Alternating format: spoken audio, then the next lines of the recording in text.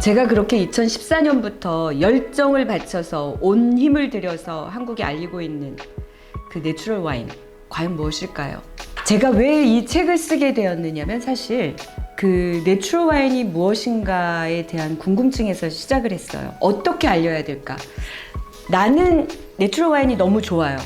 근데 그럼 이걸 어떻게 알리고 어떻게 팔아야 될까? 이게 정말 좋은데 이건 무조건 좋다, 이건 미래다, 이게 최고다, 약을 파는 것처럼 그렇게 얘기할 수는 없잖아요. 정확하게 내추럴 와인이 무엇인지를 알려야 와인을 마시는 사람들 그룹도 마찬가지고 와인을 수입해서 판매를 하는 분들도 마찬가지고 정확하게 알려야 하는데, 사실 저는 2014년에 각성을 했지만 각성은 왜 했냐면 너무 좋아서 했지 이게 뭔지 정확하게 알고 한 게 아니었었던 거거든요. 그래서 그때부터 이제 저의 여정이 시작됐어요. 과연 내추럴 와인이 무엇인가를 찾아가는 여정이. 내추럴 와인은 이렇게 얘기하면 좀 황당하실 수도 있는데 사실은 철학입니다. 내추럴 와인은 절대 양조 기술이라든가 양조가 아닌 하나의 철학의 카테고리예요. 굉장히 우습게 들리시겠지만 진심으로 저는 드리는 말씀이거든요. 왜냐하면 내추럴 와인을 만드는 과정에서 발생하는 문제가 굉장히 많아요. 자, 우선 내추럴 와인을 좋은 점을 얘기를 하다 보면 자꾸만 어떤 분들께서는 그러면 컨벤셔널 와인은 나쁜 거냐 라고 자꾸 이렇게 대립각을 세우시는 분들이 있는데, 아니요, 그렇지 않아요. 내추럴 와인도 좋고 컨벤셔널 와인도 좋은 거고 그 둘은 다른 거예요. 그 얘기는 제가 여기서 분명하게 밝혀두고 가고 싶습니다. 두 개가 절대 대립각을 세울 일이 아니고요. 다른 카테고리예요. 와인을 만들려면 우선 포도부터 있어야 되겠죠. 그러면 포도를 재배하는 방법은 굉장히 여러 가지겠죠. 우리가 슈퍼에 가서 야채를 사 먹을 때 야채가 여러 가지 종류가 있는 게 야채 종류가 문제가 아니라, 자, 감자 하나를 살 때 감자의 뭐가 다를까요? 어떤 게 다를까요?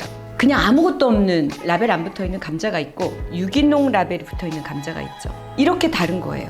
마찬가지예요. 포도도 농산품이기 때문에 와인을 만들기 위해서 키우는 포도에는 그냥 일반, 즉 농약을 치고 제초제를 뿌리고 화학 비료를 치는 포도가 있고 깨끗하게 유기농으로 만드는 포도가 있고, 그렇게 다르게 시작하는 거예요.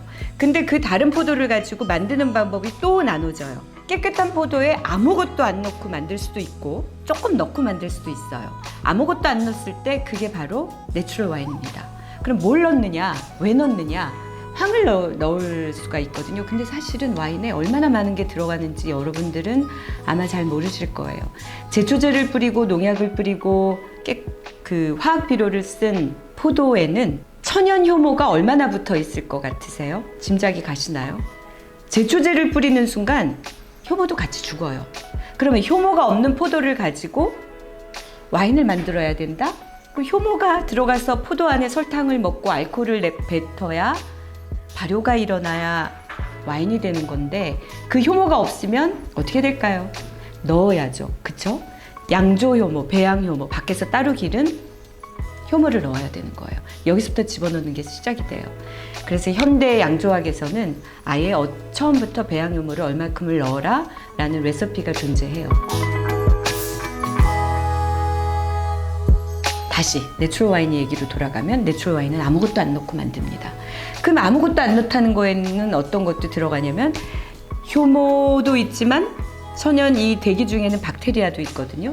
박테리아가 효모보다 힘을 발휘하게 되면 발효가 이상하게 되거든요. 이 얘기를 하자면 또 얘기가 길어지는데, 그렇게 되면 식초가 돼요. 와인이 아닌 식초가 돼요.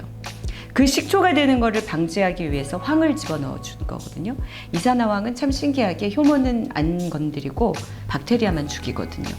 그렇게 해서 황을 넣은 와인들도 사실은 내추럴 와인 카테고리에서 꼭 아니다라고 할 수는 없다고 저는 생각을 합니다. 왜냐하면 1년치 농사가 다 날아가게 생겼는데 그 정도 보호는 해줘도 되지 않는가라고 생각을 하는데, 물론 그럼에도 불구하고 그런 모든 리스크를 다 걸머지고 아예 어떤 애는 돈을 아예 못 벌면서도 그 길을 가는 생산자들이 있거든요. 그럼 그 사람들 눈에는 조금 넣어서 그래도 이것도 내추럴 와인이다라고 주장하는 일부 그 다른 생산자들이 자기랑 같이 취급되는 게 기분 좋지는 않겠죠. 그렇기 때문에 그 와인은 내추럴 와인이 아니다라고 주장하는 일부 사람들도 있지만 저는 그냥 과연 그렇게 아무것도 안 넣은 와인들은 생산량이 얼마나 될까요? 우리들의 입에 들어올 우리 차지가 되지 않을 만큼 소량이거든요. 그렇기 때문에 모든 사람이 즐길 수 있는 약간의 황을 넣었더라도 그런 모든 와인들이 내추럴 와인이라고 저는 조심스럽게 주장을 해보고 싶고요. 그 다음에 여기서 또 문제가 되는 거는 내추럴 와인이라는 카테고리에 본인은 들어가고 싶어 하지 않지만 내추럴 와인인 와인들도 많습니다. 예를 들자면 로마네 꽁지 같은 비싼 와인 있죠. 우리 여러분들이 좋아하시는 부르고뉴의 아주 유수의 대단한 와인들 전부 제가 보기에는 내추럴 와인 카테고리에 들어갑니다. 자, 두 와인이 있어요. 한 와인은 100만 원짜리고 한 와인은 한 4, 5만 원짜리? 자, 10만 원이라고 합시다. 그러면 100만 원짜리 와인을 매일 마실 수 있는 사람들이 과연 몇이나 될까요? 그런 와인도 내추럴 와인인데 이렇게 너희들이 내추럴 와인이라고 떠들지 말아라고 하는 분들 전 묻고 싶어요. 그렇게 비싼 와인 매일 드실 수 있느냐고. 만약 그런 와인을 매일 드실 수 있는 분이 이런 그 내추럴 와인과 컨벤셔널 와인에 각을 세우고 또 예민해 하신다면 저는 죄송하지만 그러지 말아 주셨으면 합니다.